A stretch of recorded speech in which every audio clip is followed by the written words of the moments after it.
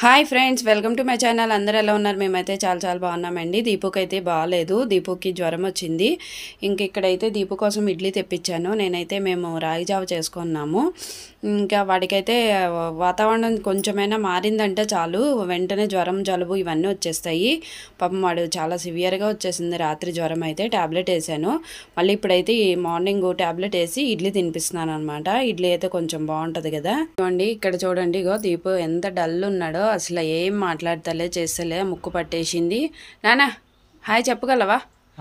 Hi. అందరూ bless చేయండి దీపుకు తొందరగా తగ్గాలని. మాట్లాడలేకపోతున్నాడు. గుడ్ మార్నింగ్ చెప్పు గట్టిగా.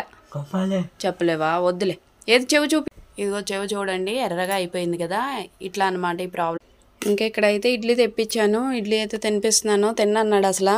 ఇక ఇట్లా బాగోలేనప్పుడు అసలు తిండి ఎత్తిపెట్టేస్తాడండి. తిన్నంటాడు. కంపల్సరీ బతిమలాడ తినిపించాలి. ఉత్తప్పుడు అంతేం సతాయించడు. జ్వరం వచ్చినప్పుడు కూడా సతాయించడు, కానీ నేనే పెడతాను. ట్యాబ్లెట్లు వేసాక ఏదైతే తినకుండా ఉండకూడదు కదా, అందుకని. ఓకే అండి, దీపుకు త్వరగా జ్వరం తగ్గిపోవాలని అయితే బ్లెస్ చేయండి. మీ బ్రేక్ఫాస్ట్లో ఏంటో